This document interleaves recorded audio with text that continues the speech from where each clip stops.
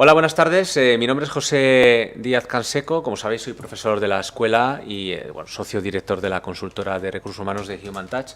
Gracias por estar ahí otra vez más con nosotros en otro webinar del ciclo de gestión del talento. Como sabéis, cada mes durante los últimos 5 años hemos intentado aportaros tips, aportaros herramientas, información para que vosotros valoréis y podáis desarrollar vuestro perfil profesional y, por supuesto, vuestra empleabilidad.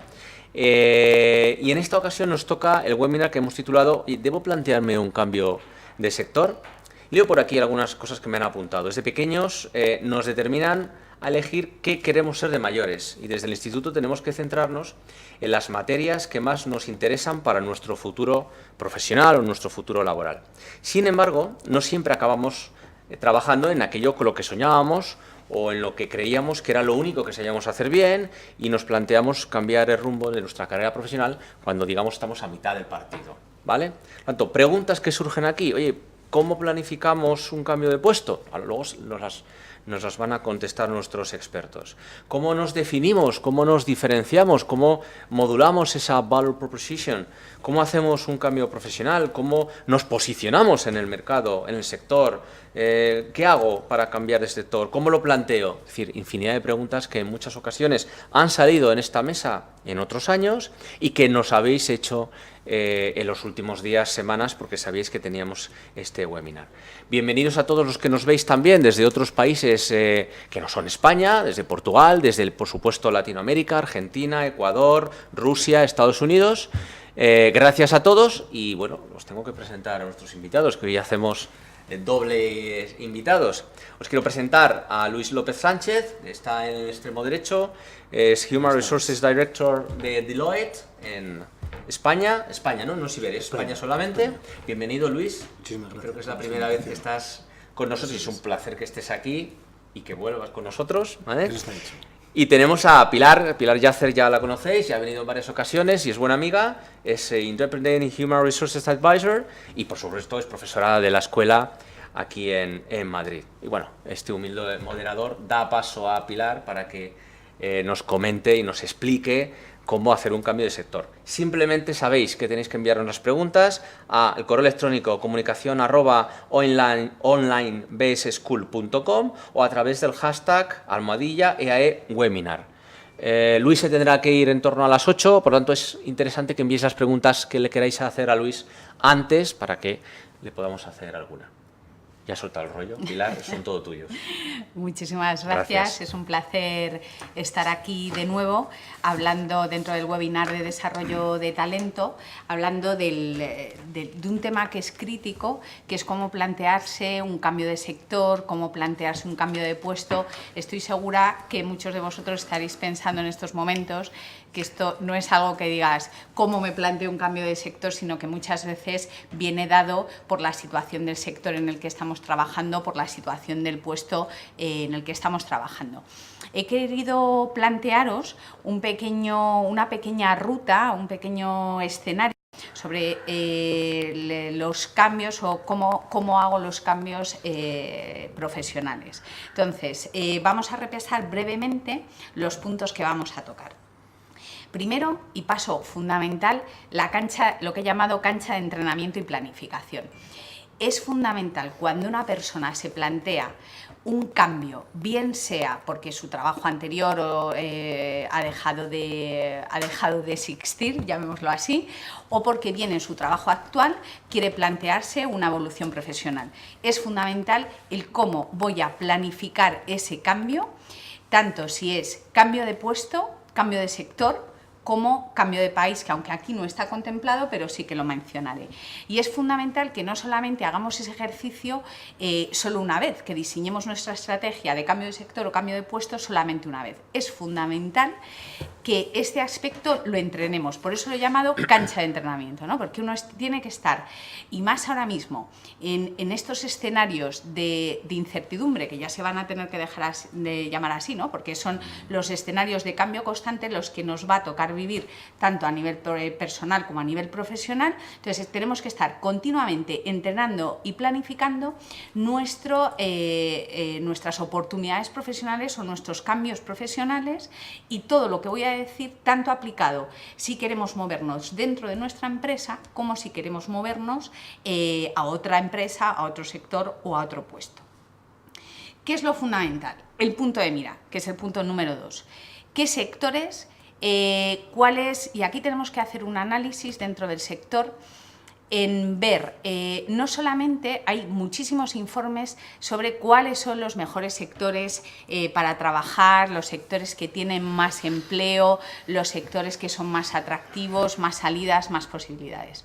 Yo aquí mis consejos, primero, que leáis todos los informes que hay sobre sectores emergentes, pues no lo sé, parece que todo lo relacionado con tecnologías de la información, con aplicaciones, es un sector que se demuestra desde hace bastante tiempo que va en auge y parece que casi todos los puestos en una empresa confluyen también para ese sector.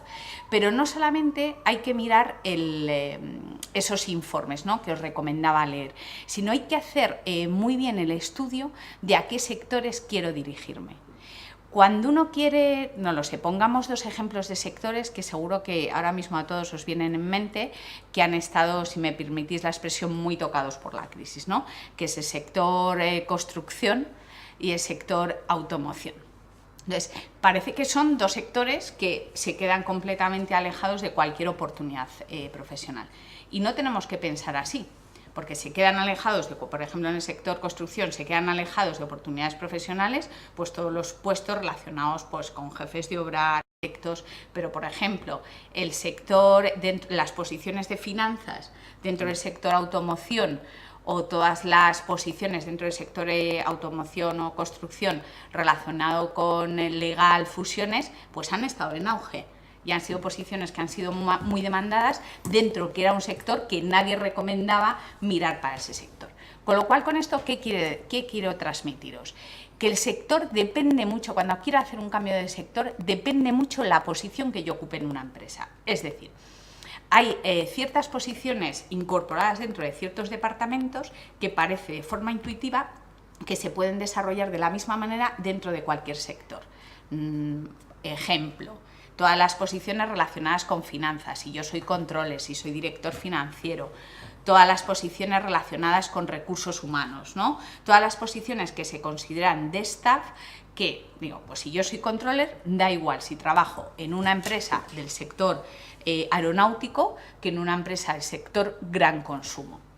Entonces, dependiendo de mi posición, es más fácil un cambio de sector que si, por ejemplo, ocupo una posición de desarrollo de negocio o más directiva, que implican que tengo que tener todo un network de contactos o todo un conocimiento específico de ese sector, que va a ser lo que más me van a valorar a la hora de un cambio de sector, ¿no? Pues si, por ejemplo, me dedico a temas de desarrollo de negocio y estoy en el sector gran consumo, pues conozco quiénes son los interlocutores, quiénes son los clientes. Claro, si de repente, si trabajo en gran consumo, me quiero cambiar al sector aeroespacial, pues claro, me van a decir, pero ¿qué experiencia específica tienes en este sector? Y no voy a saber qué responder.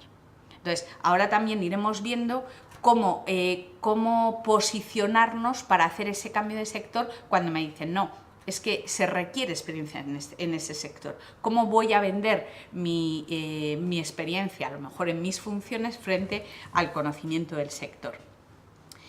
Por seguir con la línea, por no acabar con la línea de los sectores, es muy importante que no solamente a la hora de planificar un cambio laboral, un cambio profesional, no solamente estructuremos el sector. Es importantísimo hacer la investigación sobre qué empresas son aquellas del sector al que quiero dirigirme. Y esto es un ejercicio que en muy pocas ocasiones se realiza. Pues no lo sé, yo trabajo muchísimo con candidatos y me dicen, bueno, muchos de ellos me dicen, no, Pilar, pues yo quiero cualquier trabajo.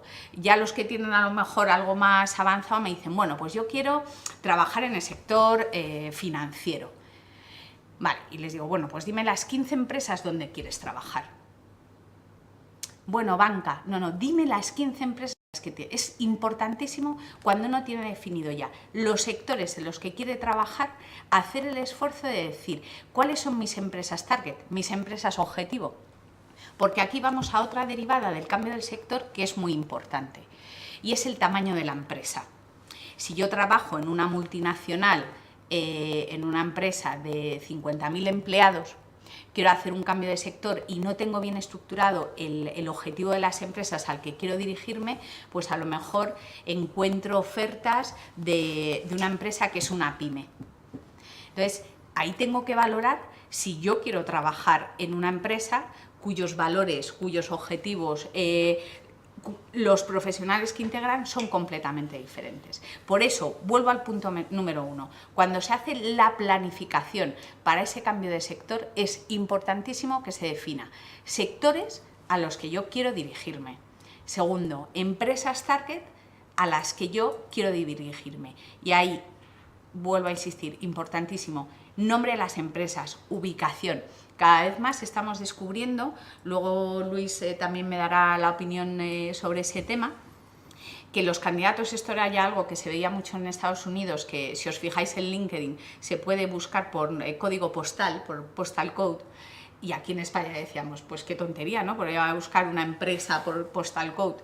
Pues cada vez más estamos viendo que esta nueva generación de millennials y los 40, 50 plus, están buscando más algo que esté cerca de su ubicación. No solamente están buscando un proyecto, están buscando una empresa que esté cerca de su ubicación. ¿Por qué? Porque se pierde muchísimo tiempo en los desplazamientos. Y eso es algo que también tenemos que tener en cuenta, no solamente pensando en el cambio sectorial, sino también buscando por las empresas a las que queremos dirigirnos. Y aquí voy a insistir un poquito en qué argumentos, que será lo que más os interese, qué argumentos utilizar cuando yo encuentro una oferta en la que piden requerimientos sobre experiencia en el sector. Y directamente, si yo vengo del sector Heineken y veo una oferta perfecta de controller en Airbus, pero piden experiencia en el sector. Lo primero, punto diferente al mío, que si consideráis apliquéis a esa oferta, y que luego hay que justificar muy bien, hay que hacer toda una estrategia de marketing. Hablo de marketing, recursos humanos, porque cada vez más están mucho más cerca, para vender mi candidatura a esta Heineken, tenga experiencia. Pero ¿qué puedo utilizar? Me interesa el horizonte maravilloso a los que sigues en LinkedIn. Todos esos grupos de innovación, todos los eventos a los contactos consistentes, 20 últimos eventos de defensa, pues es una manera de sí que el cliente español prioriza mucho el principal hándicap que tienes para hacer así dado de empresa. Vale. Luego hay otro punto importantísimo que es también saber qué puesto busco, y a lo mejor esto es algo muy obvio en un controller, ¿no? Porque ¿qué soy? Pues yo soy controller, ¿no? Pero a lo mejor hay otros puestos que son más indefinidos y es crítico saber por el puesto que vas a buscar, ¿no? Por el puesto que vas a buscar ofertas o ahora tenemos una maravillosa herramienta que es LinkedIn, que yo siempre aconsejo a los candidatos. Vamos a ver, si tú no sabes cómo estructurar tu currículum o por qué posiciones buscar o cómo se llama esa posición en esa empresa, entra a la empresa por LinkedIn, ves cómo se llama la persona y el puesto al que tú quieres optar y adapta tu currículum a esa forma de llamar el puesto en esa empresa. Sí que es verdad que los puestos varían muchísimo, la nomenclatura de los puestos. En las multinacionales se llama de una forma el mismo puesto, en las pequeñas empresas se llama de otra, varía también el tema del idioma, pero es importantísimo que cuando busquemos determinadas ofertas, tengamos muy claro el nombre del puesto por el que vamos a buscar, y luego también engancho con el siguiente punto de centro de construcción de currículums, que esto también es importantísimo. Yo puedo tener muy bien definida mi estrategia de cambio profesional. Tengo definidos los sectores, tengo también muy bien definido, pues dentro de mis sectores, los contactos, los grupos que sigo en LinkedIn, en Twitter. Es muy difícil justificar que a mí me interesa muchísimo un sector, si yo entro, o un sector o una determinada actividad, si yo entro en tu perfil de internet y no veo que sigas a nadie influyente en ese sector, ¿no? Esa falta de credibilidad y de coherencia de lo que tú dices a lo que tu red muestra, ¿no? Entonces, cuando ya tenemos todo eso definido, cuando ya tenemos clarísimo el puesto al que quiero optar, es muy importante que construyamos tantos currículums como posiciones a las que yo quiera optar. El tener un currículum no vale con el que aplique a diferentes ofertas. Ya sé que es muy costoso hacer diferentes currículums, pero cuanto más lo adaptemos a la oferta a la que yo quiero aplicar, es fundamental. Otro de los puntos que también salía es: yo soy arquitecto o jefe de obra, quiero cambiar de puesto, porque ya no hay puestos de jefes de obra ni de arquitectos. ¿Cómo realizo un cambio de puesto? Pues esa pregunta, con la que yo me he enfrentado muchos años, porque de hecho asesoro mucho a arquitectos y a jefes de obra, es muy difícil. Y la reflexión que hago yo es: saca de tus funciones aquello que sea equiparable a lo que hagan otras funciones, que aunque tu puesto no se haya llamado así en esa empresa, pero por ejemplo, un jefe de obra puede ser un gerente en una empresa, un gerente que ha gestionado equipos, un gerente que ha gestionado proyectos. Entonces, o ha sido responsable de, en ocasiones también ha llevado mucha parte de logística en las obras. Entonces hemos reconducido ese, cuando alguien ve en el currículum jefe de obra, que sabes que no vas a encontrar nada de trabajo, poniendo otro puesto parecido en el que tú puedas justificar cada una de las funciones que hayas hecho, en las que tú te sientas cómodo con esas funciones que hayas hecho. Yo ya os digo, os cuento mi experiencia de esos dos puestos, porque son los que más fácilmente luego han encontrado o han hecho la posibilidad de un cambio profesional. En la antena de contactos, que es el punto 6, y la casa de networking, estos también fundamentales. El tema de los contactos, ahora tenemos la posibilidad que hace 10 años, 11 años no existía, que es que mis contactos no solamente caben en una agenda de papel, sino que mis contactos están en el mundo, ¿no? Que tengo la posibilidad de tener contacto a los mayores profesionales, no solamente de mi sector, sino de cualquier sector. Yo en esto, solamente una puntualización, nunca aconsejo invitar al director de recursos humanos o a la gente de recursos humanos cuando quieres aplicar en una empresa, porque esos te van a hacer muy poquito caso. Siempre aconsejo acercarse más a la gente de la posición donde tú quieres ir, ¿no? Porque te van a dar mucha más información o más facilidad de acceso que no ir a pescar donde todo el mundo está pescando, que es a los directores de recursos humanos o a la gente de recursos humanos, ¿no? Y la antena de contactos. Los amigos de mis amigas son mis amigos. Nunca sabemos, cuando estamos en un cambio profesional, quién nos puede ayudar en nuestra búsqueda de empleo. Cualquier amigo, cualquier conversación, las personas que menos nos imaginemos son las que nos pueden abrir o dar ideas sobre a quién conocer. Esa parte que se dice de mercado oculto de las ofertas, y que yo aquí hago una puntualización: mercado oculto de las ofertas a partir de 20 años de experiencia. Yo creo que menos de 20 años de experiencia está bastante abierto el campo de las ofertas que son visibles, y espero que eso sea una de las cosas que cada vez con el tema de transparencia se haga más visible, ¿no? Pero que siempre tener muy abierto todo el campo de contactos, de amigos, de a quien nos pueda ayudar a hacer un cambio profesional, porque está claro que la mejor forma de llegar a una entrevista, que es nuestro target cuando hacemos un cambio profesional, entramos de forma mucho más directa si vamos de la mano o de la referencia de alguien que pueda referenciarnos mínimamente, que solamente frente a un papel de un currículum. Y luego aquí, en el punto 8, está el punto que he llamado hogar social, ¿no? ¿Cuál es mi posicionamiento y mi influencia? Y aquí os quería mostrar, este es mi Cloud. Cloud es una herramienta que se está empezando a utilizar muchísimo ahora en Estados Unidos para medir el impacto, mide el impacto de tu influencia social en Internet, ¿no? El número de tweets que publicas, el número, al final, tu posicionamiento y tu influencia. Se está empezando a utilizar muchísimo en Estados Unidos. Con esto, solamente decir que la parte de estar en LinkedIn o estar en Twitter no, o de forma personal, privada, profesional, como se quiera, eso ya no es una opción. Eso es algo que si ahora mismo yo voy a chequear a un candidato y no encuentro nada de él en Internet, resulta sospechoso, tanto si es un perfil muy junior como si es un perfil muy senior, ¿no? Otro webinar a lo mejor es para hablar del tema de la privacidad, de lo que es público, de lo que es privado, pero desde luego que hay que estar. ¿Y cómo hay que estar? He hecho una búsqueda la misma tarde, hace una hora, y en búsqueda de empleo en LinkedIn, poniéndolo en el title, en el cargo búsqueda de empleo, me salían, solamente en España, me salían 1.276 resultados.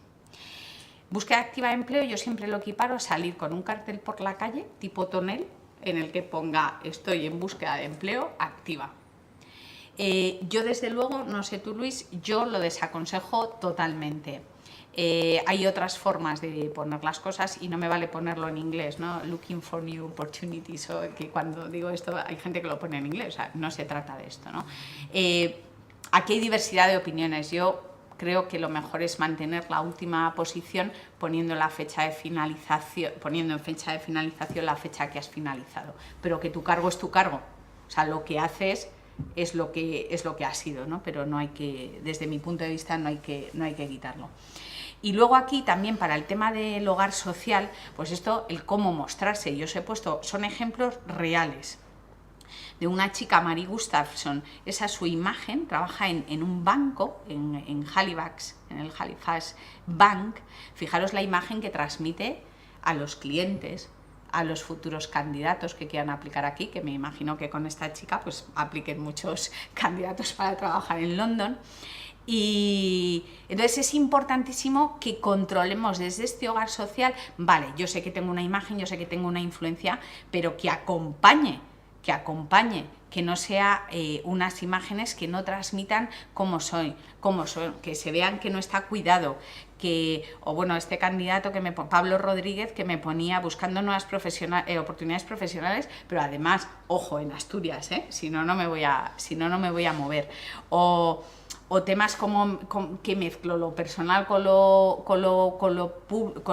profesional, dice José Antonio Baile, ante todo persona. ¿Cómo que ante todo persona? ¿Qué pasa? ¿Que cuando vienes a trabajar a la empresa no eres persona? Entonces no te voy a contratar. Entonces, que tengamos muy claro que en una búsqueda de sector, en un cambio de sector, en un cambio de posición, cuidemos muchísimo todo lo que aparece en Internet sobre nosotros, pero sobre todo lo que pongamos en Twitter y todo lo que pongamos en LinkedIn. Eso tiene que estar perfecto. Si yo quiero hacer un cambio de sector, pues que me vean que soy súper activo en ese sector al que me quiero cambiar, con esos contactos con los que me quiero cambiar. Y eso va a ser la imagen más coherente que transmitamos.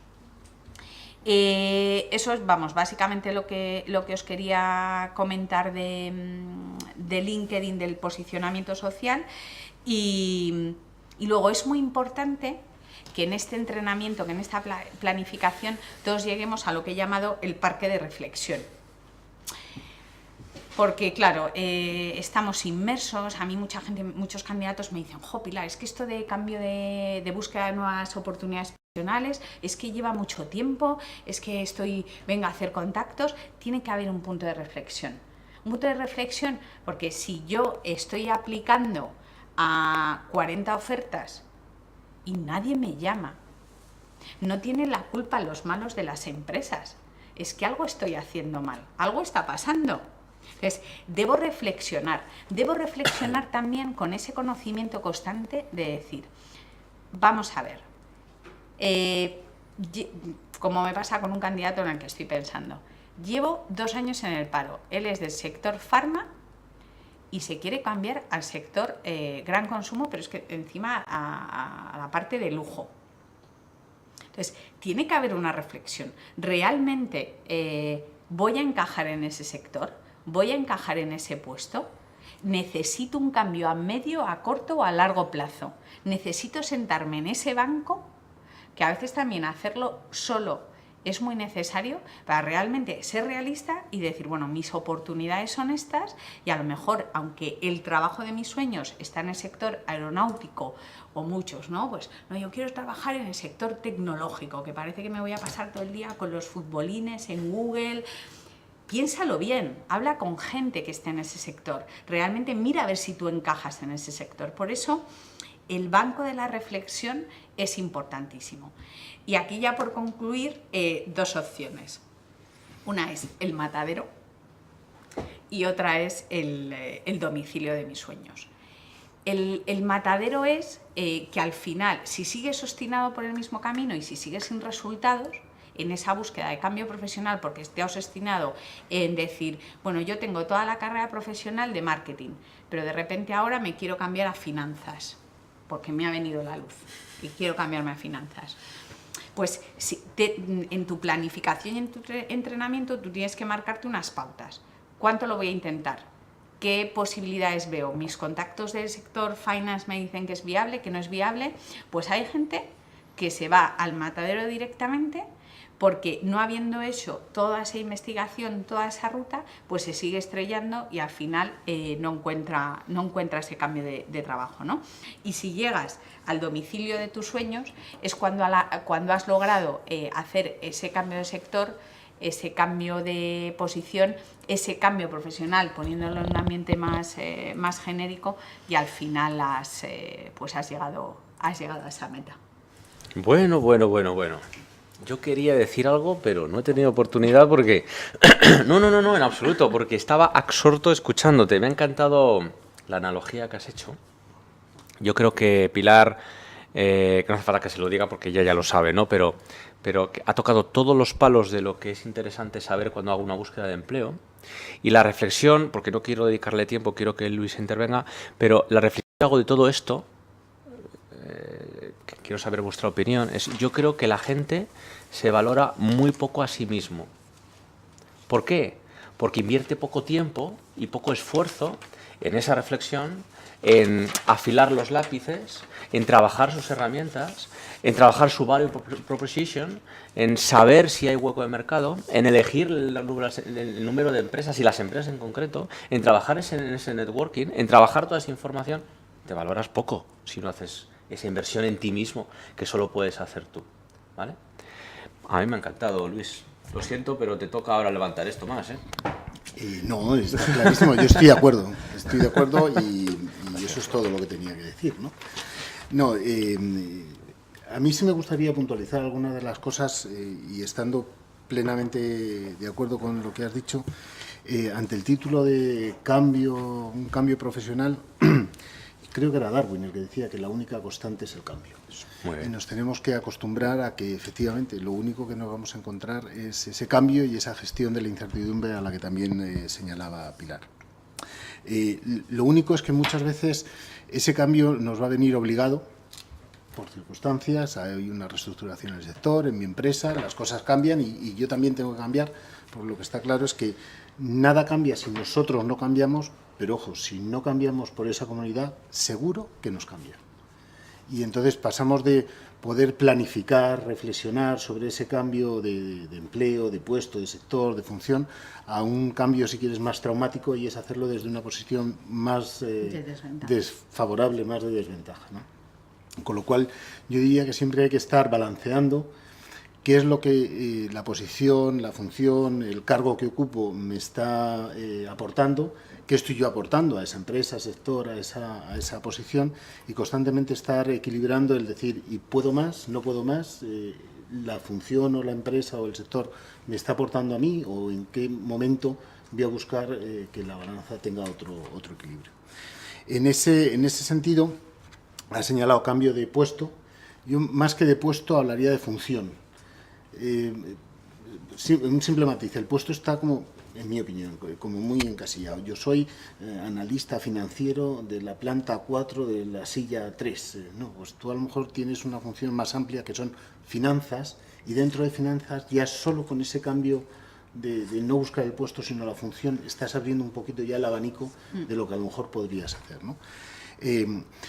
Donde si en un cambio profesional puedo buscar un cambio de función, es decir, yo soy un experto en un determinado sector, pero ya estoy un poco cansado de la función o el puesto que he venido desempeñando en los últimos X años y, bueno, pues voy a aprovechar, voy a capitalizar la experiencia que tengo en el sector y en parte de esa función, pero voy a buscar un movimiento lateral incluso dentro de la propia empresa, ¿no? Quizás no es tanto qué puesto, sino de qué me siento profesional, ¿no? Perfecto. Perfecto. ¿Qué sé hacer? ¿Qué valor aporto? Bla, bla, bla, bla. Ahí es importantísimo el que busques, porque claro, al final en esa situación sí que es verdad que tú lo sabes perfectamente, el candidato mucho busca por oferta. Y la oferta sale por un título. Sí. Entonces, sí que es bueno el que vean, el que ajusten. Es que es dificilísimo saber al final, porque claro, dices finanzas o recursos humanos, pero saber el puesto que pones, porque es lo que determina el puesto por el que vas a buscar, ¿no? Que al final una oferta es el medio más corto que tiene alguien de acceder a un proceso, ¿no? Entonces, y yo por eso recomiendo siempre que lo más fácil es busca en LinkedIn cómo se llama lo que tú estás haciendo, las funciones, busca eso cómo se llama. Gente que sepas que son homónimos tuyos en otras empresas, efectivamente, para ver qué nombre tienen. Y lo segundo sería el cambio de sector. Bueno, pues yo me encuentro a gusto en finanzas o en recursos humanos o en la función de compras, pero voy a cambiar del sector de la automoción a gran consumo, del sector turístico al sector farma. O hago las dos cosas al mismo tiempo y hago ese doble salto mortal que puede ser un poquito más, tener un poquito más de vértigo, ¿no? Yo creo que es fundamental, lo primero es saber qué es lo que quiero. Y para saber qué es lo que quiero, cuáles son mis sueños, qué es lo que me gustaría conseguir, lo que creo que hay que conocerse, y lo señalabas tú, que es conocerse a sí mismo. ¿Qué valor tengo? ¿Qué puedo aportar? ¿En qué me encuentro a gusto? ¿Tengo ese tipo de capacidades, de competencias, de experiencias? En genérico, ¿vale? He sabido gestionar proyectos, he sabido gestionar equipos, soy capaz de gestionar un determinado presupuesto, he conseguido trabajar bajo presión en conseguir esta meta. Bueno, eso, independientemente de cuál haya sido tu función, tu puesto, tu sector, pues es algo que tiene una cierta forma de actuar. Bueno, pues si eso lo conoces, si eso lo tienes, eso perfectamente lo puedes poner al servicio de esa nueva búsqueda, ¿no? Yo, si me permites, Luis, quería comentar algo que yo creo que yo he comentado muchas veces, y cada vez que un alumno o un profesional me pregunta, que viene al hilo de lo que dices, ¿no? La gente que tiene experiencia pero no sabe cómo reposicionarse en el mercado, o por contra, la gente que no tiene ninguna experiencia, que quizás está en esta escuela, y hay muchos de los que nos están viendo, que han hecho algunas prácticas, pero que no tienen una experiencia profesional dilatada o pesada o con carga de profundidad, no se sienten profesionales de nada en general. Y cuando se ponen a buscar, se encuentran con una hoja en blanco y se mueren, se pierden, ¿no? Entonces, a mí me gusta comentar tres cosas, si me permites, y además lo pongo en tu duda, en tu reflexión, por supuesto, las dos, ¿eh? Y es, busca en lo que eres bueno, o sea, lo que sabes hacer. No estoy diciendo en lo que tienes experiencia. Si tienes experiencia en ello y tienes un background que puedes demostrar, fantástico. Si no lo tienes, tienes que descubrir, si no lo sabes ya, en qué eres bueno de verdad. A mí se me da bien esto, y sé que esto lo puedo hacer. Y estás vendiendo un potencial que tendrás que demostrar, una expectativa que tendrás que demostrar, pero reconoces que hay algo en lo que eres bueno. Eso lo tienes que poner en valor. Segundo, aquello en lo que te gusta hacer, en lo que tienes pasión haciendo. Yo utilizo la palabra que no es políticamente correcta, pero es aquello que te pone de verdad. Y no me pasan las horas, y disfruto, y echo noches, y tiempo, y bla, bla, bla. Pongo toda la carne en el asador, todas las herramientas que yo tengo. Y habrá cosas con las que disfrutes haciendo. Y la tercera variable o la tercera derivada es qué es lo que busca el mercado. Y aquí tienes que hacer una labor de reflexión, como decía Pilar, de investigación, de qué buscan las compañías, cuál es el drive que tienen las compañías, cómo están cambiando, qué está ocurriendo en el mercado. Lo difícil no es saber estas tres cosas, que a veces sí que es complicado. Lo difícil es encajar estas tres cosas. Totalmente de acuerdo. ¿Vale? Y ahí, perdona, y ya termino, es donde creo que los alumnos, porque nuestro público ahora sobre todo son alumnos de múltiples perfiles, los executives también, los que tienen 15 años de experiencia, que están cambiando esa propuesta de valor también, no saben cómo hacerlo, porque buscar es fácil, reposicionarme y tal. Claro, hay aquí un tema muy importante. Perdonad por el rollo. No, que me parece muy interesante, sobre todo focalizado a la gente que no tiene experiencia, que es lo que dices tú, y ahora que pongo en el currículum, ¿no? O qué busco, ¿no? El otro día también estaba con una candidata junior y me decía, es que yo no sé de qué buscar, es que me gusta, pero simplemente la opción de entras en un job site, ¿qué buscar? Porque claro, si no tienes experiencia previa, ¿de qué buscas cosas, no? Entonces yo siempre lo digo, la experiencia de un máster, para lo que debe servir, aparte de pasárselo muy bien, es para al final encontrar dentro de la especialidad que tú elijas, sea marketing, sea finanzas, sea las múltiples o de gestión en general, el decir, bueno, a mí ¿qué me ha gustado más del máster? Claro que habéis hecho proyectos. Vamos, se hacen un montón de proyectos en el máster. Claro que habéis trabajado en equipo, claro que habéis tenido que tomar decisiones. Incluso si habéis gestionado un proyecto, podéis incluso haber gestionado pequeños equipos de trabajo. Entonces, lo que hay que poner en valor es todas esas cosas y articuladas y, por supuesto, cualquier mínima experiencia. Yo aquí dando una vez en uno de los grupos que tenía, me acuerdo de qué forma tan inteligente puso una persona que había sido camarero, en vez de, claro, si pones camarero parece que era, ¿no? Pues puso algo así como asistente de gestión de hostelería, fíjate, en vez de bar, hostelería. Es toda una cuestión de lenguaje. Porque claro, al final pones en valor una serie de cosas que, pues dices, no, si yo trabajo como camarero, mucha gente que me dice, no, pues me fui a Londres y estuve trabajando 3 meses en una tienda. No, pues ha sido shop assistant. Es que no es lo mismo que dependiente. Parece tonterías, pero al final es articular eso lo que estás enfocado. Y desde luego, por ejemplo, si a ti te gusta dentro del marketing, pues toda el área de comunicación estratégica, aprovecha muchísimo los profesores, o sea, empieza a crear todo ese propio network que te da la escuela, no solamente esperar a que te den una práctica, ¿no? Claro. Sino ir articulando, ir a todos los eventos, ir creando, tejiendo toda esa red de contactos, Twitter, LinkedIn, y entonces a partir de ahí también ir viendo las ofertas que salen y estar allí, ¿no? Entonces yo creo que es fundamental eso, o sea, sacar qué proyectos has hecho durante el máster que te puedan dar valor a tu currículum, y luego el tema de las competencias, que parece así muy pomposo, pero todos llevamos, los que tenemos niños gestionando equipos desde hace muchos años, ¿no? O trabajando en equipo, pues desde que somos pequeños en el colegio. Totalmente. Y luego hay que creérselo, ¿eh? También. O sea, luego cuando llegas al momento de la entrevista, no hay que hablar, no hay que escupir las cosas, hay que creerse las cosas y ponerse en valor. Y algún ejemplo ahí de hace poco de algún profesional, te prometo que ya no hablo más. No. Que decía, mira, yo soy ingeniero en obra civil, tengo, no sé si era 1 año y medio de experiencia, he jugado en una empresa, en otra, he hecho colaboraciones, me lo he pasado bien, he probado y no es lo que quiero hacer. He montado un restaurante con 3 amigos y quiero ser chef, porque es que me lo paso pipa y los clientes disfrutan, me lo paso bien, se me da bien, este es mi mundo. Entonces, un papel donde digas eso seguramente es muy frío y se ve una tal incoherencia que no llamaríamos nunca a una persona así. Si tienes la oportunidad de expresarlo, de comentarlo, de tener una reunión, de tener un speech, de tener una entrevista y vives eso con determinada pasión y creyéndotelo, seguramente tengas oportunidades de hacer cosas profesionalmente como chef o como cocinero, como lo que sea. Hay que creérselo, es importantísimo. Y eso es un fondo del ojo. ¿Vale? Perdona, Luis. No. Estoy totalmente de acuerdo con vosotros, pero fíjate, pasa por conocerse bien. Sí, indudable. Conocerse bien y saber qué es lo que estás buscando en una empresa, en una oportunidad, en un proyecto, en una función, en un cambio, ¿no? ¿Por qué? Porque esa empresa o ese puesto perfecto no va a existir. Vas a tener que renunciar a algo que realmente es importante para ti a cambio de otras cosas, ¿no? Y eso va mucho también en función de las características personales que aludías también antes, Pilar, que tienen las nuevas generaciones, que tienen los millennials.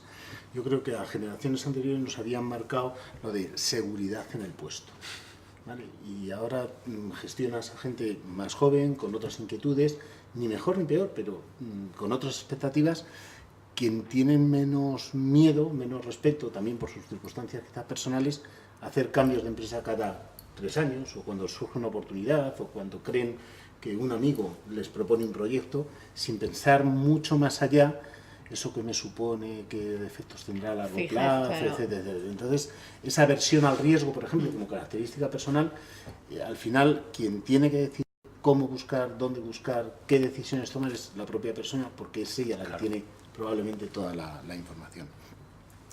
Igual que tú valoras qué es lo que quiero y tienes que ir al mercado con la lista de la compra de lo que vas a comprar, no puedes ir con la de que no voy a comprar, pero también conocer a lo que no estarías dispuesto.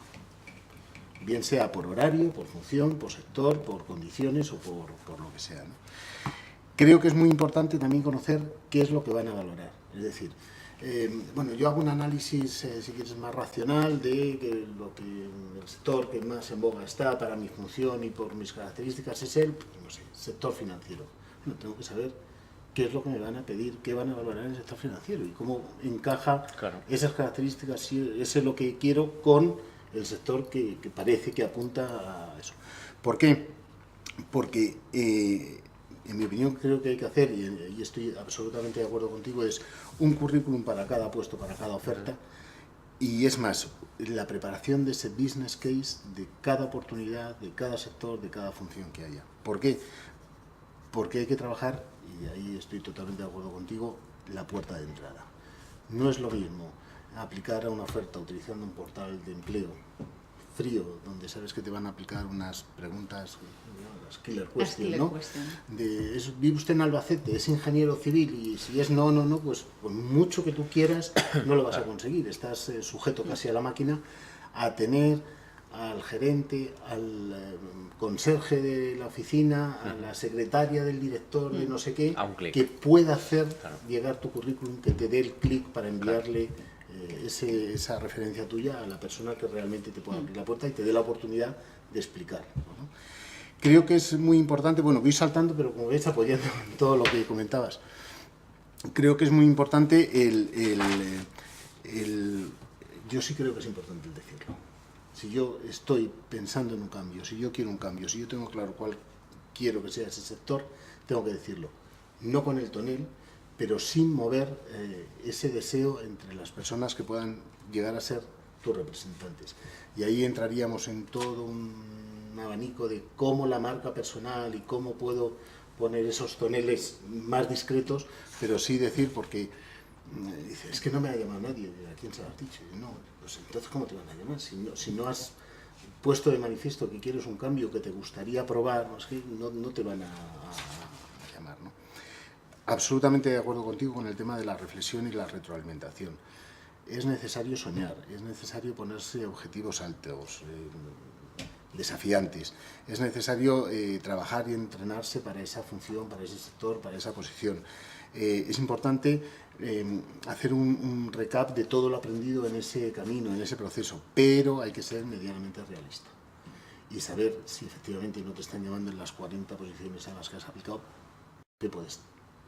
Pues es que en todas pedían un nivel X de no sé qué idioma y que no lo tengo, y por mucho que me empeñe no voy a ser un dominador de francés o de alemán, y es algo donde estoy aplicando. Entonces, hacer recogida de carrete y volver a lanzar la caña, pero a otro banco de peces, ¿no? Yo creo que es muy importante, y con esto termino, y espero que haya muchas preguntas y podamos seguir debatiendo, el hacer esa reflexión en base a 3 criterios. Uno, totalmente racional. Intentar que sea absolutamente racional, objetivo, y sería un poco el filtro de la cabeza, ¿no? Este sector está con oportunidades, tengo las características, es la empresa la que está dando estas oportunidades. Otro, que sería, si quieres, el pasarlo por el filtro del corazón, es realmente me apetece. ¿Qué siento cuando me veo en otro sector, en otra función? ¿Me veo? Me veo, me palpita o no me palpita, ¿vale? Y el tercero sería un poco el estómago, ¿no? Vale, y arranco a dar ese salto, a mover realmente los contactos o las posiciones, Y si las tres reflexiones, la más racional, la más emocional y la más de ese coraje, no están alineadas, no vas a tener los mismos éxitos que si todo tu cuerpo, por decirlo así, desde la cabeza al corazón y esa fuerza interior te lleva a pedir ese cambio. Ojo, y el cambio no tiene que ser necesariamente un empleo por cuenta ajena. Sí. Yo cuando hablabas del domicilio de mis sueños, yo decía, anda, ahora no va a hablar de que una persona se monta su propia empresa y hace realidad su sueño a través de eso. Sí, ¿y por qué no? Bueno, pues una buena alternativa si ya tienes todas las herramientas que crees que has podido desarrollar en tu experiencia anterior. Aquí había un punto con lo que dices, para saber el perfil que se demanda. Muchas veces en las empresas, ¿no? En lo que dices tú, ¿no? Pues antes de ir a una empresa quiero saber o aplico a una empresa, no sé qué tipo de perfiles trabajan en esa empresa. Si es que ahora tenemos LinkedIn, que puedo ver un departamento entero, cuáles son los perfiles profesionales de la gente que trabaja allí. Pues no lo sé. Si ves que piden alemán para esa oferta, para ese departamento de finanzas, entras en LinkedIn y todos los del departamento de finanzas son del colegio alemán, pues dices, pues realmente no, pues es que no hace falta un nivel suficiente medio de alemán, ¿no? Es que me van a requerir alemán, ¿no? Y lo mismo todo lo contrario. Respecto al trabajo de mis sueños, aquí una puntualización quizás también por toda mi trayectoria profesional. El otro día me decía un candidato, yo es que me aburro en mi trabajo. Y yo le decía, digo, tú eres tonto. Es que me salió del alma. Dentro. Los trabajos no son aburridos, ni grandes, ni pequeños. El trabajo lo hacemos nosotros.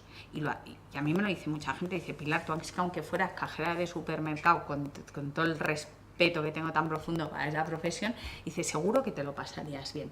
Porque creo que los trabajos se hacen con aptitud y con actitud. Entonces, lo del trabajo de mis sueños, pues es que antes de empezar a trabajar, como el trabajo depende de tantas variables, una es las funciones en sí mismo, pero luego tan importante es con el equipo de gente con el que vas a trabajar, el jefe que vas a tener. ¿Cómo es ese jefe que va a ser el que te va a dosificar el trabajo? Entonces, muchas veces idealizamos el trabajo de nuestros sueños, ¿no? Pues es que yo creo que trabajar en una multinacional va a ser, porque también hay una parte de venta de esos trabajos, va a ser muy atractivo, ¿no? Y a lo mejor, pues en eso las pymes o las pequeñas empresas no son capaces de vender que trabajar ahí es el trabajo de tus sueños.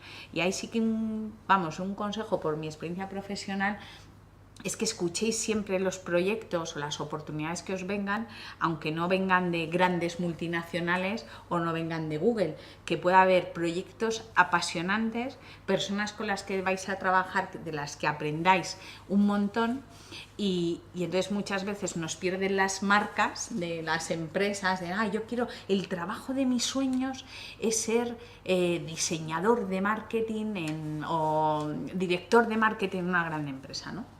Y pues que hagáis esa reflexión de que pues, primero el trabajo lo hacemos nosotros, grande, pequeño, divertido, ameno, ¿no? Y que el trabajo no solamente depende de las funciones que uno vaya a desempeñar, sino que también mucho depende de la gente con la que os vais a rodear. Cada vez más los candidatos, muchos de los candidatos que nos estarán escuchando serán millennials, ¿no? Y los millennials preguntan siempre, ¿con qué gente voy a trabajar? Antes que las funciones. ¿Con qué gente? ¿Con qué equipo?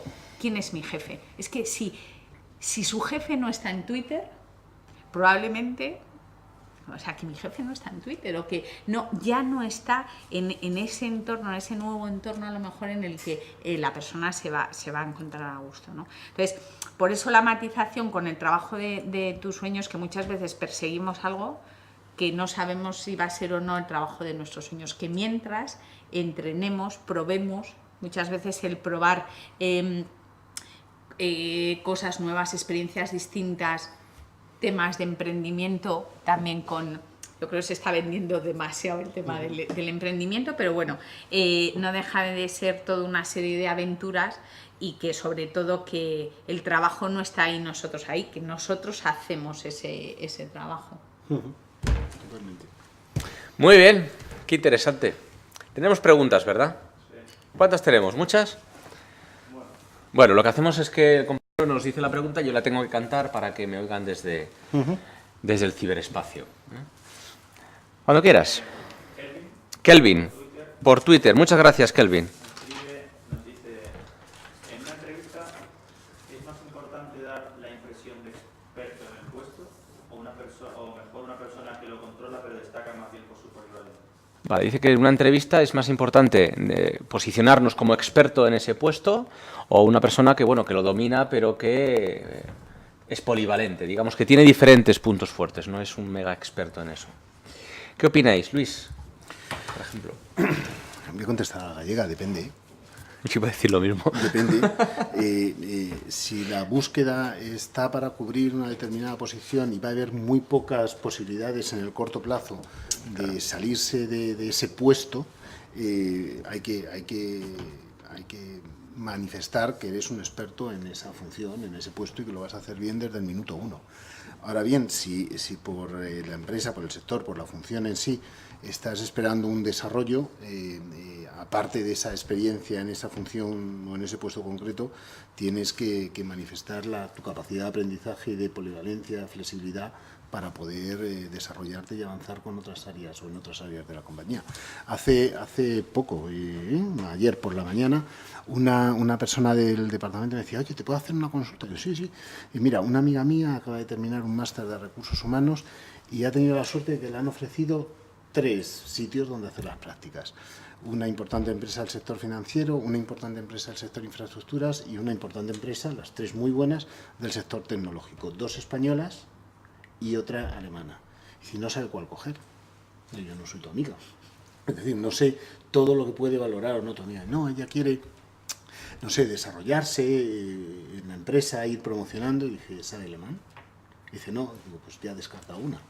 Claro, en el sentido de que tienes que ser conocedor de tus propias limitaciones y saber si entras en una multinacional, en este caso, que te va a requerir en ese desarrollo un conocimiento del idioma materno de la casa madre, pues ahí vas a tener un hándicap y tienes por lo menos que ser consciente de ello, ¿no? Entonces, para concretar la respuesta, si crees que vas a tener que ser eficiente desde el minuto 1 y con un puesto muy limitado, sí manifestarlo en la entrevista. Si hay posibilidades de desarrollo en ese mismo puesto, función, sector, obviamente abrirte a esa polivalencia, a esa flexibilidad.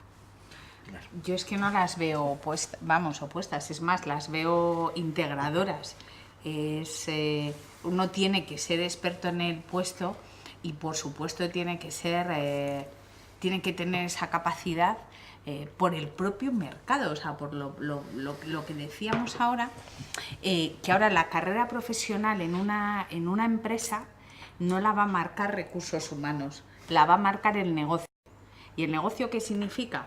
Que ahora estamos en recursos, o sea, que esa división de, no, es que yo soy experto en recursos humanos, pero ¿cómo? ¿No sabes nada de negocio? ¿No sabes nada de marketing? Entonces, cada vez más, y yo creo que las nuevas generaciones lo entienden muchísimo mejor, uno no es que sea experto mucho en una cosa y tenga que decir, no soy experto en otra o no soy polivalente. O sea, yo creo que la polivalencia es una característica intrínseca al ser humano, más valorada o no en otras empresas, pero que se tienen que integrar las dos, ¿no? Que no hay que elegir entre soy experto o soy polivalente. No, es que tienes que ser las dos cosas y más en los mercados actuales. Yo quiero dar una respuesta más tradicional, ¿vale? Depende también, ¿no? Pero quizás la compañía necesita una persona más polivalente en un nivel de aportación de valor, donde la persona quizás esté en un momento profesional pues más de desarrollo profesional, donde seguramente haya luces y sombras, como es obvio, porque está aprendiendo, que tenga determinadas fortalezas claramente y apunte maneras en determinados aspectos, pero que bueno, sea un poco plural, ¿no? Y haga un poquito de todo, porque está en una fase de determinar en qué se quiere especializar o de qué va a ser profesional en concreto, dónde va a posicionar su expertise, ¿no? Quizás la compañía busca a alguien que claramente esté especializado y que sea un experto, aunque es una etiqueta que no me gusta demasiado, ¿no? en algo donde aporte valor, que es demandado por el mercado y que claramente tenga un know-how valioso y que cuesta dinero porque contribuye al negocio claramente con ROI, y por lo tanto es una persona a tener en cuenta que está en el sector y que marca, quizás no tendencia, pero hace sector, ¿entendéis? O quizás la compañía busca una persona que quizás ya ha superado esa frontera técnica, ¿no? Y que no busca tanto una persona que sea un experto técnico, sino que pueda liderar a otros, que ya domine su rol, pero que empiece a gestionar roles más plurales, más genéricos, ¿no? Que empiece a enseñar a otros y que por tanto empiece a hacer curva de aprendizaje como la que él tuvo hace años, ¿vale? Y por lo tanto las herramientas y las habilidades, o las herramientas en general, que tienen que ver más con el management, con la gestión en general, son más valiosas en ese caso que las herramientas técnicas. Por lo tanto, estás en otro momento. Yo le haría la pregunta, como habéis dicho muy bien antes, ¿qué busca la compañía y en qué momento está ese rol, esa función, ese conjunto de responsabilidades? Y en función de eso, yo me posicionaré ahí y diré, oye, no, soy el mega experto porque técnicamente lo puedo hacer, o diré, no, yo soy un mega experto, pero estoy en otro momento. Y mi momento ahora es gestionar equipos, crear visión quizás, marcar tendencias, es decir, guiar, en definitiva. Porque aquello ya lo he superado, me gusta hacerlo, pero estoy en otro momento. Tienes que saber qué busca la compañía y tienes que saber cuál es tu momento profesional dentro de tu área, ¿vale? Yo creo que no se puede quejar de la respuesta, de los tres. Más preguntas. Además yo tengo una aquí que tengo duda y quiero preguntar, pero... Dispara. Gloria S. Gloria S. Muchas gracias, Gloria. ¿La desmotivación es siempre una llamada para cambiar de sector o puede avivarse esa motivación que he perdido? Dice que si la desmotivación es una llamada para cambiar de sector, o sea, es el óbice para cambiar de sector, o se puede avivar esa llama y así me mantengo en mi sector o en mi profesión, supongo. Una pregunta complicada, ¿no? Yo en este punto insisto en lo de antes, el estar desmotivado o no es algo que ofrece la empresa, o que nos da la empresa, sino que estamos nosotros. Desde luego yo creo que en nuestra época hay una generación en la que estaba mal visto, incluso a nivel de currículum, cuando alguien cambiaba mucho de sector. Y eso es algo que ahora mismo un candidato que empiece toda su carrera profesional va a pasar por 8 o 9 puestos, cuando a la vez va a tener, yo creo, la parte de, bueno, este es mi proyecto empresa, pero luego yo tengo proyectos profesionales y desarrollo aplicaciones y colaboro en temas de emprendimiento, o sea que va a ser muy diverso a lo que conocemos ahora. Desde luego, si alguien está desmotivado por las políticas de la empresa, por cómo se gestiona con ese equipo o cómo le gestiona su jefe, vamos, no es que... Ver al foco del problema y gestionarlo. Y seguramente no lo haré tan emocionalmente implicado. Esto no es fácil, pero yo creo que se puede hacer, ¿vale? Creo que Luis nos deja, sí, porque se tiene que ir. Un placer. Nos vemos. Estamos en contacto. Y seguimos con más preguntas. En este caso para Pilar y para mí. Más preguntas. ¿Qué tenemos por ahí? Loreto nos preguntaba. Loreto. Gracias, Loreto. Si estás en busca de tu primer empleo, ¿sí? ¿Qué técnicas debo saber para enfocarme en qué es lo que busca el mercado? Muy bien. Nos preguntan que si estás en tu búsqueda de tu primer empleo, es importante porque no se tienen tablas todavía. Gracias, Luis. ¿Qué debo hacer para buscar, o para conocer, perdón, qué es lo que busca el mercado exactamente? ¿Qué tips, herramientas? Pues básicamente cuando uno diseña su estrategia de búsqueda de empleo, que puede ser de primer empleo o de noveno empleo, lo que tiene que estar es diseñar todos los sitios donde va a haber ofertas, ¿no? O va a aplicar ofertas, pero sobre todo esa fase inicial de búsqueda, con lo cual hacer el mapa de todos los job sites, que es de donde siguen saliendo el 90% de las ofertas, aunque ahora mismo en Twitter también en Twitter podéis hacer una búsqueda muy rápida poniendo jobs o poniendo empleo y os salen todos los sitios que están publicando de manera activa todas las ofertas de empleo, si no queréis meteros en job site. Pero bueno, En JobSite lo que veis es, sin crearos ninguna, os podéis crear varias alertas, pero si no, simplemente para saber la demanda de las ofertas, pues eso, ver a través de los JobSite todo lo que sale. Claro, es una búsqueda muy amplia, porque si no delimitas algún tipo de parámetro, pues te van a salir desde ofertas de camarero hasta ofertas de becario, hasta ofertas de, no lo sé, tanto de cualquier puesto, de cualquier nivel y de cualquier sector, a no ser que, por ejemplo, dices, pues yo quiero trabajar en turismo, pero no sé de qué. Pues a lo mejor está el portal Turijobs y dices, vale, aquí solamente voy a encontrar ofertas de turismo. Pero un poco lo que el mercado más demanda depende mucho también del nivel, pero lo veis en los JobSite, porque las posiciones sin experiencia es así que se publican todas en JobSite. Muy bien. ¿Más preguntas? Tengo yo una intermedia. Si es que estás eligiendo entre 2 o 3, tengo yo una intermedia. Antes os decía Pilar, y Luis confirmó su propio criterio, que cuando hago un cambio profesional, tengo que poner en valor lo que he hecho antes y que puedo utilizar para hacer después. ¿Vale? Es decir, oye, he utilizado estas alforjas y en parte de estas alforjas me van a servir para el siguiente cambio no de puesto, sino de sector o de área. Y algunos alumnos van a carreras profesionales y dicen, sí, perfecto, tienes razón. Lo que yo hice como en marketing me va a servir para mi próximo trabajo en no sé qué.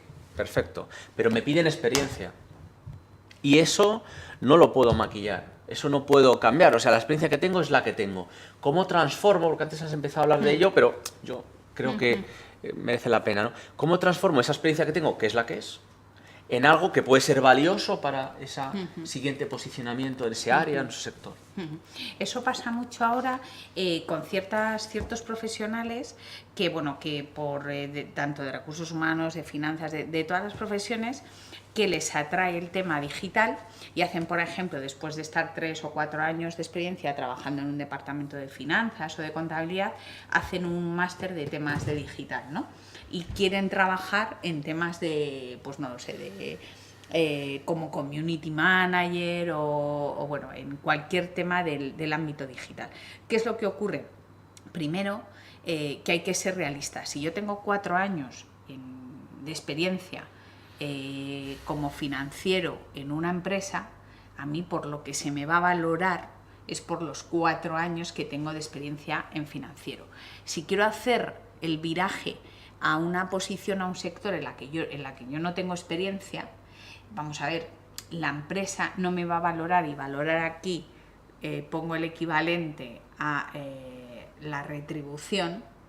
Si yo no tengo experiencia, me puede probar, y me puede probar, ¿por qué? Porque si yo tengo un máster en temas de digital, pues ya tengo probado que sí que tengo los conocimientos. Ahora, si busca una experiencia, busca una persona que sí que tenga la experiencia de cómo hacerlo, ahí va a ser difícil. ¿Cómo es? Ahí lo más fácil es entrar a través de un contacto, o sea, por una oferta en frío es bastante difícil hacer un cambio de sector, un cambio de puesto. Eso tenemos que ser, en el banco de la reflexión, tenemos que ser muy realistas cuando hacemos estos virajes profesionales, de nuestras posibilidades de éxito, porque esto al final es o sea, hay que tener un éxito, ¿no? Y uno se tiene que marcar unas metas. Entonces, las posibilidades de éxito, que se mide por el número de vías que tienes para acceder a eso, pues en el cambio de sector, para hacer eso, tienes que ir acompañado de un buen contacto que te permita estar ahí. Pero un buen contacto te da la posibilidad de entrada, pero luego tú llegas a la entrevista y tienes que justificar por qué tú quieres trabajar ahí. Y ahí no me vale la pasión y el que yo esté muy motivado y que no.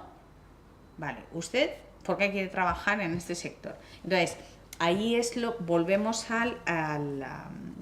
como lo había llamado, a la casa de network, al hogar social, ¿no? Ahí todo mi perfil tiene que reflejar que yo realmente quiero trabajar en ese sector o en esa posición nueva. Si desde luego no sigo a ningún influyente en Twitter que sea de ese sector, no sigo las noticias de ese sector, no sigo los grupos de ese sector, pues claro, no va a ser un discurso coherente, ¿no? Porque claro, tú toda la argumentación que vas a tener de por qué quieres trabajar, como les pasa a muchos candidatos, ¿y por qué quieres trabajar en esta empresa? Y han mirado la web, se han mirado 2 noticias y dicen, es que es muy interesante. Pues es la respuesta que les dan los 20 candidatos anteriores que han entrevistado. Entonces, busca algo con el que enganchar. Al final, el proceso de la entrevista de convencer a alguien es un proceso muy similar al del enamoramiento, ¿no? Al del, ¿cómo se dice? Al del flechazo. Pero claro, un flechazo hay que trabajarse. Y hay que llevar muy bien toda la estrategia preparada de cómo le vas a convencer a alguien en 30 minutos, de que tú vales para desempeñar ese puesto sin tener la experiencia.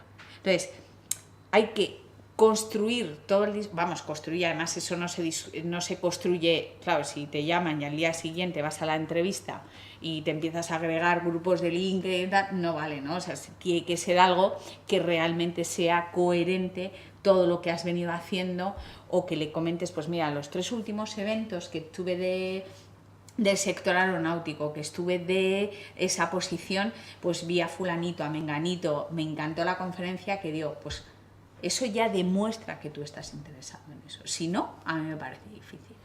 Muy bien, muy interesante. ¿Más preguntas? Óscar Gómez, gracias Óscar. Nos pregunta, ¿qué opinión tienen de la prueba Wortec y el test de la persona bajo la lluvia para selección de personal? Óscar nos pregunta qué opinamos de la prueba Wortec y la prueba de... El test de la persona bajo la lluvia. El test de la persona bajo la lluvia. A mí me acaban de matar. Creo que son 2 roleplays o dinámicas. Sí, son 2 roleplays, del eso grupo. Sí, pero... Vamos a ver, yo aquí tengo una opinión políticamente incorrecta de todos los tests, que sé que se utiliza mucho. Me hubiera gustado que a lo mejor hubiera estado Luis aquí, sobre los tests de personalidad o cualquier tipo de test. Es una forma al final muy rápida de cribar. Cuando tú tienes 900 candidatos en un proceso, pues les pasas un determinado test. ¿Qué es lo que ocurre con los test? Que uno está predispuesto como candidato a responder siempre lo que parece que es lo socialmente aceptado. Es decir, usted va a un evento y si se queda en una esquina hablando sin hablar con nadie, o es de los que va y habla con todo el mundo y charla con todo el mundo. ¿Qué responde el 99% de los candidatos? Que no hablan José. con nadie.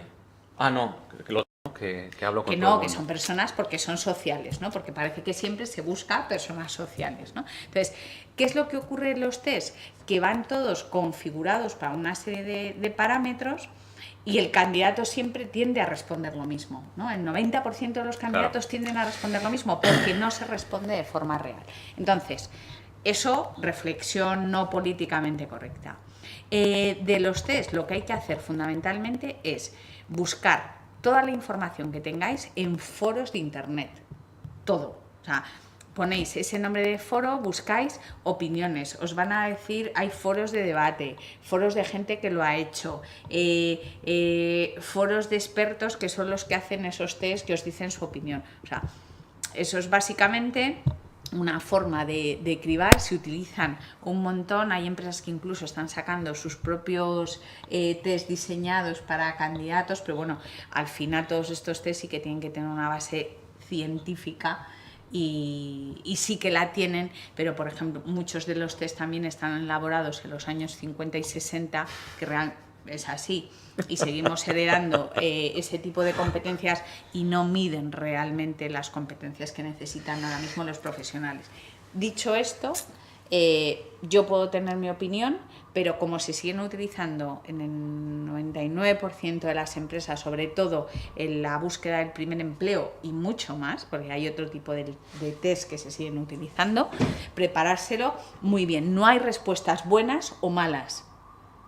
A mí también aquí aplicar lo de la honestidad total me parece un poco peligroso. Entonces, yo optaría siempre por la respuesta de la políticamente correcta y saber que te gusten más o te gusten menos, pero siempre es algo que se utiliza. O sea, que es como cuando te vas a Nueva York y te preguntan si alguna vez has tenido pensamientos de matar a tu suegra. Tienes que decir que no, ¿no? Vale. No.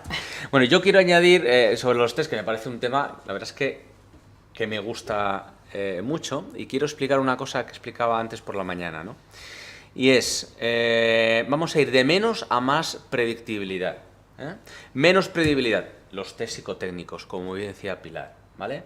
Los test psicotécnicos lo que pretenden es saber una imagen de ti mismo, es una foto de ese momento en el que has hecho, donde pueden influir determinados o muchos condicionantes, tiene mucho que ver tu propia autoimagen y al final gran parte de las cosas que has contestado, los resultados que salgan en el test, estarán dentro de una curva normal.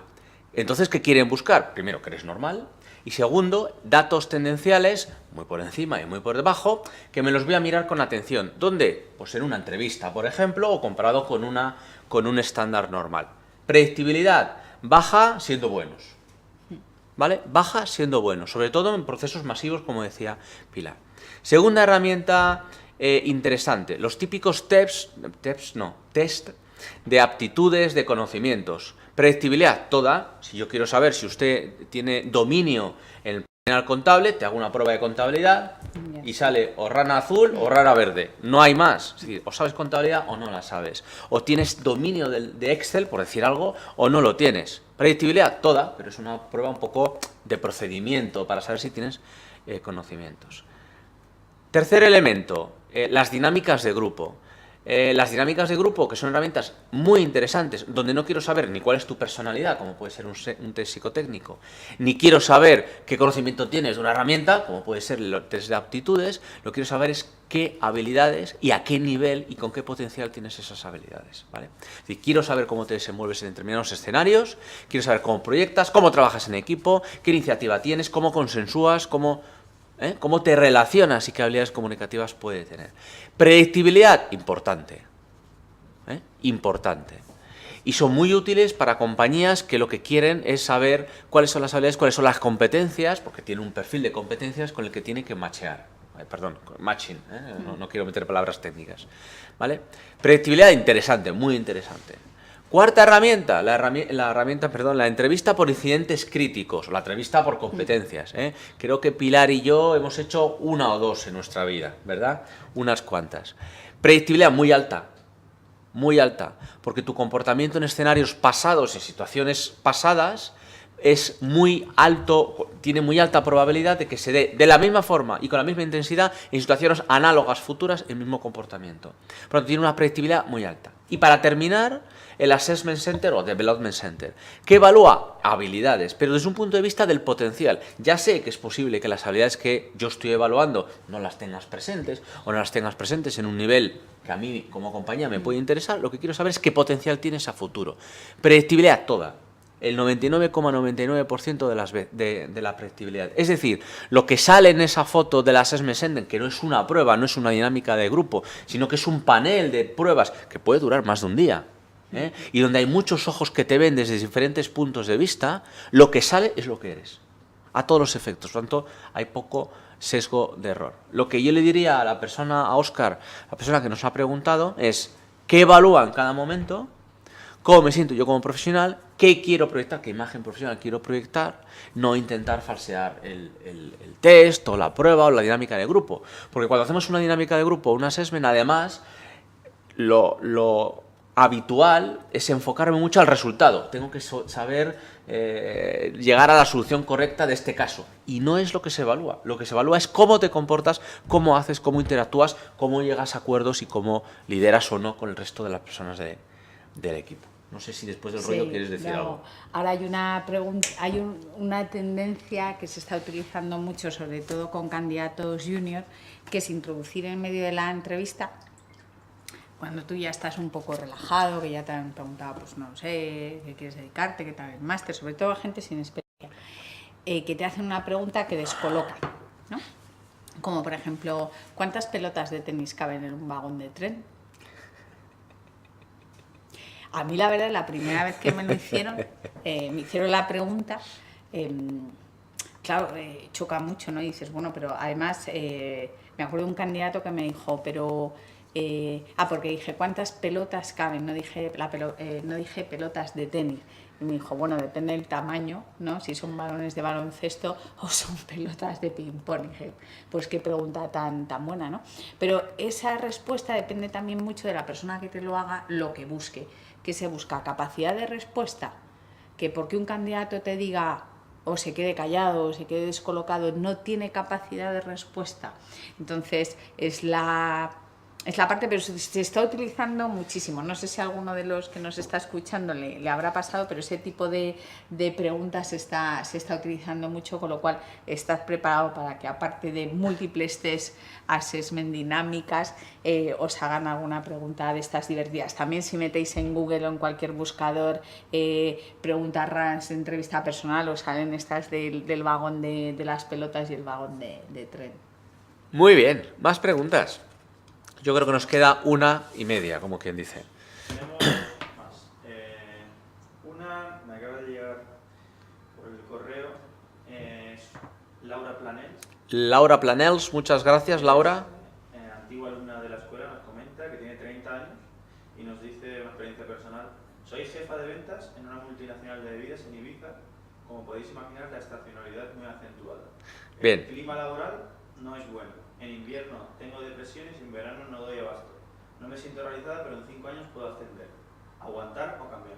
Vale, nos pregunta con mucho acierto, ¿no? Ella es jefa de ventas en Ibiza en una multinacional. En el verano no da abasto con el trabajo que tiene y en invierno se deprime, se aburre, entiendo, y se agobia, ¿no? Tiene carrera, tiene recorrido los próximos años, pero no sabe qué hacer. ¿Aguanta, resiste o muere o cambia? ¿Qué hace?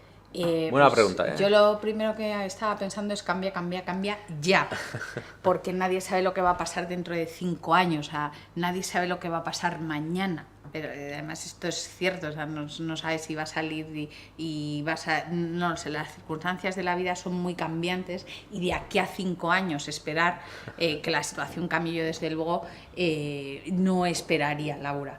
Pero aparte de eso, también te puedes plantear el decir, bueno, si en verano me gusta, que eso también habría que verlo, o sea, te gusta el trabajo en verano, ¿no? En la estacionalidad que comentas, búscate algo entretenido para el invierno. Es decir, algo personal, algo de tus hobbies o algún tema relacionado con el emprendimiento, que yo lo veo clarísimo, ¿no? Pues monta algo relacionado con, si te gusta lo que trabajas, el sector bebidas, que puedas desarrollar tú, algo de emprendimiento o algo colaborativo, alguna causa de voluntariado, algo que pueda completar esa falta de, a lo mejor, de motivación para los periodos estacionales, ¿no? Pero desde luego el propio término aguantar, yo creo que nadie nos merecemos aguantar lo mínimo posible, ¿no? Pero por lo menos vete a esa cancha de entrenamiento, plantéate también un cambio profesional y plantéate todas las alternativas, ¿no? De decir, pero yo creo que aguantar no se tiene que... O sea, bastante cosas duras tiene la vida como para aguantar algo que no viene impuesto, ¿no? Bueno, me parece que lo vamos a dejar aquí, en este punto. Quiero dar por cerrado el tema, el evento de hoy. Quiero dar las gracias a Luis, que se ha tenido que ir antes, y por supuesto a Pilar, que ya es la segunda o la tercera vez que nos acompañas, ¿verdad, Pilar? Solo una recomendación. Sí. Leeros la biografía de Darwin, que lo ha mencionado antes Luis,